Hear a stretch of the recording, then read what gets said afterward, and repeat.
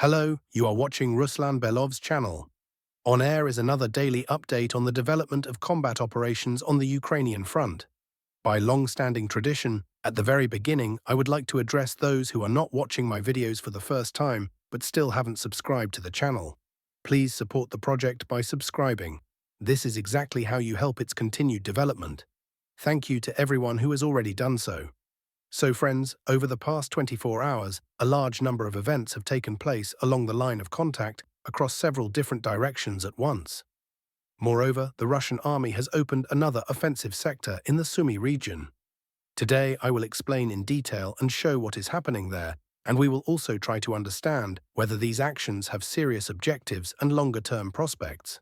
However, I suggest we begin with Myrnohrad, since the battle for this city, which began on October 25th, when units of the 5th Brigade entered the southern part of Myrnohrad, now appears to be approaching its final stage.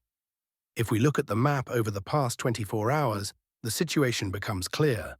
The advance occurred along a front more than 3 kilometers wide.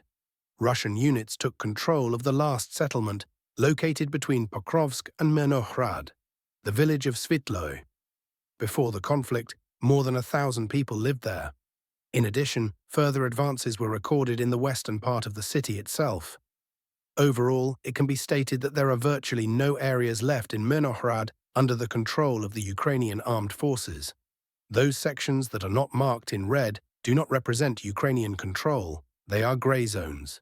Even Ukrainian maps now indicate that the Ukrainian armed forces no longer control the city. It is either under Russian control or classified as a neutral zone. In addition, fighters operating directly in this sector reported that the day before, information was transmitted over radio communications stating, "Myrnohrad has fully come under the control of the Russian army." In other words, we are talking about complete control, and at present a final sweep of basements and residential buildings is underway. A natural question arises: what happened to the Ukrainian armed forces units that were trapped here? I think the answer is obvious. Footage appeared the day before showing dozens of Ukrainian soldiers lying where they fell after the clearing operations. This is the price paid for the decision not to withdraw from the city at a moment when such an opportunity still existed for the Ukrainian side. Summing up the situation in Myrnohrad, we will wait for an official statement from the Ministry of Defense before speaking about full control at the formal level. However, it can already be said with confidence that the most difficult phase of the fighting here is now behind us. Moving on to other directions. As I mentioned at the beginning, the Russian army has launched offensive actions in a new sector of the Sumy region. And it must be noted, not without results.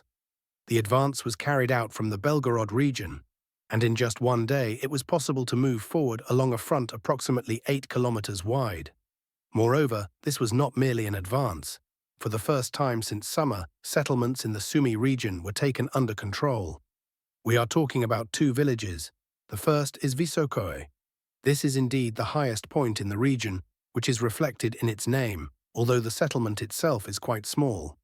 The second is Grabsko, a more significant village where around 700 people lived before the war. The maximum depth of the advance in this sector reached 1.8 kilometers. I want to emphasize immediately, it is still too early to draw far-reaching conclusions. At this stage, Russian forces are essentially probing the Sumy region, and it appears that a gap has been found. Russian units are entering these areas, forcing Ukrainian command to become nervous and search for reserves. Truly positive dynamics can be discussed if Russian forces manage to reach the village of Rezno and take it under control. In that case, the distance would already be about 5 kilometers from the border, and events would go beyond routine border clashes. Previously, information had already surfaced that sabotage and reconnaissance groups, under the cover of fog, had reached Rezno. However, there is currently no objective control footage, so for now these remain isolated actions by reconnaissance units, and drawing conclusions would be premature. The situation would become truly serious if Russian units were to reach the urban-type settlement of Krasnopolye. However, it is about 10 kilometers away, and at present this looks more like a hypothetical scenario. Nevertheless, even the current advances and the capture of settlements are of considerable importance. At the very least, Ukrainian command will now have to puzzle over where to pull forces from in order to plug the emerging gap before the situation becomes critical. It is also worth noting that in just one day, Russian forces took control of approximately 8.5 square kilometers of territory in this sector alone.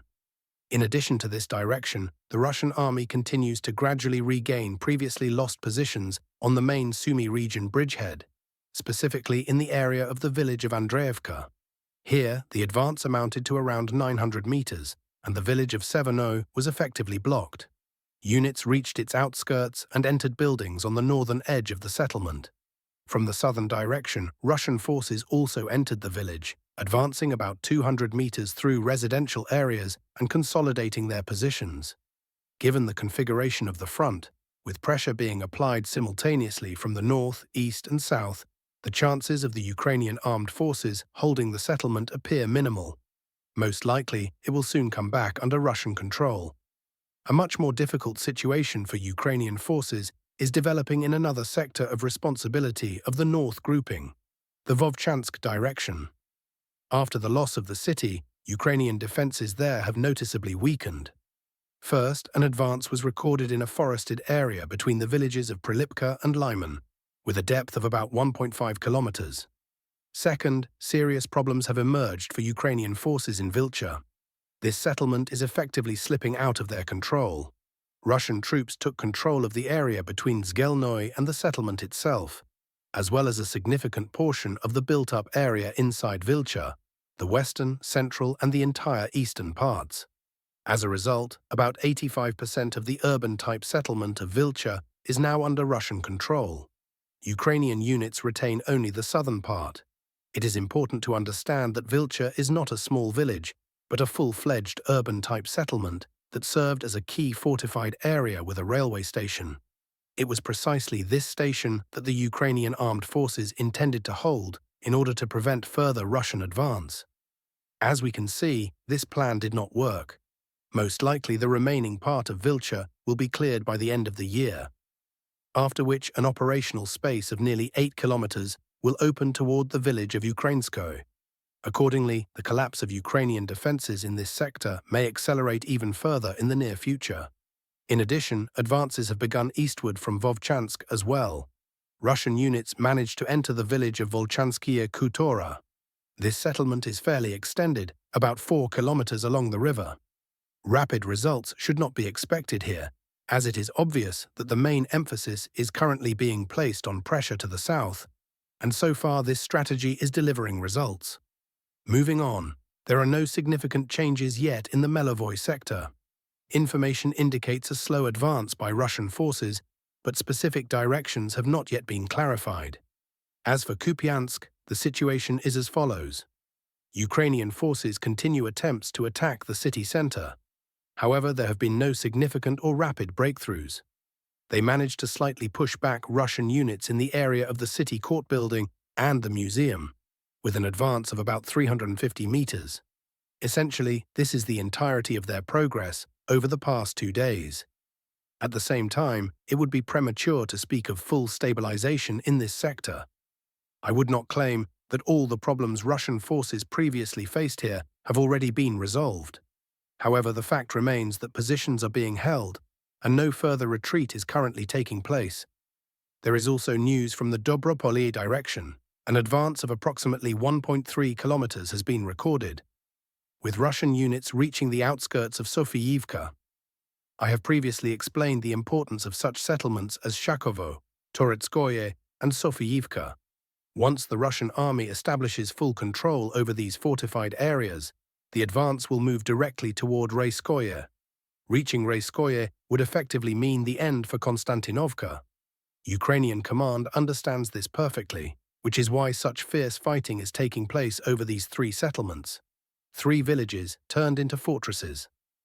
Reports also indicate that all forest belts in this area are literally saturated with Ukrainian troops, and the number of drone operators is extremely high. Therefore, very intense fighting should be expected here, and quick results are unlikely. Meanwhile, Russian forces continue their slow advance from the Pokrovsk direction as well. To the north of the city, they advanced by about 1 kilometer and took control of a pig farm. To the west, the advance reached approximately 2 kilometers along the railway tracks south of Grishino. Overall, progress is being made, but it is coming at a very high cost and with great difficulty. Finally, Gulipole. The assault on the city has been ongoing for 3 weeks now. It is worth noting that the offensive is being carried out with relatively small forces. Nevertheless, Russian units have managed to enter the central part of the city. Objective control footage appeared the day before, showing fighters from the east grouping entering the Tsvetnoy residential district, with fighting already taking place over multi-story buildings. The footage shows the clearing of one such apartment block. There are not many multi-story buildings in the city, and once they come under Russian control, the ability of the Ukrainian armed forces to hold Gulipole will become only a matter of time. In addition, Russian armed forces have taken a significant part of Stepnogorsk and continue to encircle the city. On the left flank of the Zaporizhzhia direction, Russian units are conducting active offensive operations. East of Stepnogorsk, a breakthrough was achieved into the settlement of Lukyanovskoye. Airborne units continue clearing Stepnogorsk itself, having taken control of most of the city, including central districts. Fighting remains intense and is taking place literally for every house. At the same time, paratroopers continue the assault on Primorskoye, located along the shore of the Kakhovka Reservoir. Earlier, Ukrainian forces managed to bring in reserves for counterattacks in the areas of Primorskoye and Stepnogorsk in an attempt to slow the Russian advance.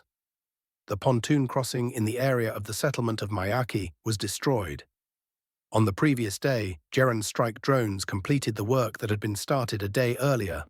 After the bridge in the Mayaki area was put out of action, several precise strikes also destroyed the pontoon crossing across the Dniester that Kyiv had installed the day before, according to Yuri Podolyaka. During the night, strikes were also carried out against port infrastructure in Odessa, while in the Zatoka area, additional targets were hit that were necessary to restore the bridge to operational status. Russian forces are systematically destroying crossings over the Dniester, including pontoon bridges. At the same time, the cost of restoring them for Kyiv significantly exceeds the cost incurred by Russia in destroying them. Sooner or later, either resources will run out, or maintaining the pontoon bridge park will simply become pointless. Addressing the question of whether Romanian fuel could be transited through Moldova, analysts note that there are serious limitations here. First, such deliveries are already taking place and are being carried out at close to maximum possible volumes. However, the difference in railway gauge width between Romanian railways and the post-Soviet system prevents rail transport from being used at full capacity. This is precisely why the route through the Danube ports was so important. Fuel could be transferred directly from tankers into rail tank cars compatible with the Russian gauge, as well as into road transport. This explains the critical importance of the bridges that are now being taken out of service. Replacing them with alternative routes is practically impossible. Summing up the overall results of the past 24 hours, 3 settlements and 26.5 square kilometers of territory came under Russian control. The Ukrainian side, in turn, managed to establish control over only 0.07 square kilometers. This concludes today's review of the situation on the front. Next, I propose we move on to discussing the political situation. Ukraine has, in effect, received an almost formal pretext for not holding elections. Vladimir Putin stated that the Russian Federation is prepared to consider ensuring security during the election campaign in Ukraine, and even temporarily refraining from strikes deep into Ukrainian territory. However, the key condition is the participation in the vote of Ukrainian citizens residing in Russia, with voting taking place on Russian territory itself. It is obvious that holding elections under the current conditions would effectively mean a complete political collapse and capitulation of the current Kiev regime and of Volodymyr Zelensky personally, since the approval ratings of both the president and his team have long been deeply negative. Putin separately emphasized that between 9 and 10 million Ukrainians currently living in Russia must be given the opportunity to participate in future elections. According to various estimates, between 5 and 10 million Ukrainian citizens with voting rights reside on the territory of the Russian Federation. If elections are to be held, then we have the right to demand that those organizing them provide Ukrainians currently living in Russia with the opportunity to vote here, Vladimir Putin said. At the same time, the Russian president once again stressed the illegitimacy of the current Ukrainian authorities and emphasized that holding elections is a necessary condition. Moving on to the topic of relations between Kyiv and Washington. Volodymyr Zelensky confirmed the existence of serious disagreements between Ukraine and the United States over the issue of withdrawing Ukrainian troops from Donbass. In an interview with Bloomberg, he noted that the positions of Washington, Kyiv, and Moscow on this issue fundamentally differ. There is a vision of the United States, Russia, and Ukraine, and we do not have a unified position on Donbass, Zelensky said. At the same time, Ukraine insists on concluding a separate agreement on security guarantees with its Western partners, primarily the United States. Zelensky emphasized that Kyiv needs a clear and unambiguous answer regarding what its allies would do in the event of a possible resumption of large-scale hostilities by Russia. There is one question that I and all Ukrainians would like to get an answer to. If Russia starts the war again, what will our partners do? He said. Judging by his statements, Ukraine has not yet received such an answer from Washington, which significantly complicates the negotiation process and the formation of Kyiv's position on the proposed settlement options. Earlier, Bloomberg reported that leading European Union states are urging Zelensky not to agree to Donald Trump's peace plan without clear, legally binding, and comprehensive security guarantees from the United States. In addition, European partners are warning of serious risks associated with a possible withdrawal of Ukrainian troops from Donbass without any compensatory protection mechanisms.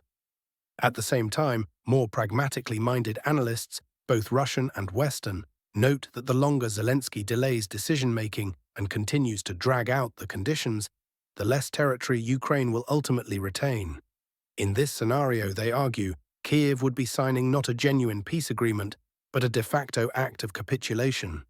Ukrainian officials also claim that the US administration is attempting to distance Zelensky from European leaders in order to increase pressure on Kyiv and accelerate decision-making. At the same time, countries such as Germany and France advise Ukraine to act with greater caution and patience, which, in Washington's view, only slows down the process of reaching a peace agreement. This divergence in approaches between the United States and Europe clearly highlights an existing political rift in policy toward Ukraine, which could seriously complicate further negotiations. A separate and extremely sensitive element of the peace process remains the issue of security guarantees for Ukraine. Ukrainian and European representatives expressed serious concern over how the United States would be able to ensure Ukraine's security in the long term, especially given that the proposed plan does not include binding agreements ratified by the US Senate. Overall, this case underscores the extreme complexity of the diplomatic track and the presence of numerous internal and external contradictions among the key actors involved. Issues of territorial concessions and long-term security guarantees remain the main stumbling blocks that may continue to significantly hinder the achievement of a peaceful settlement.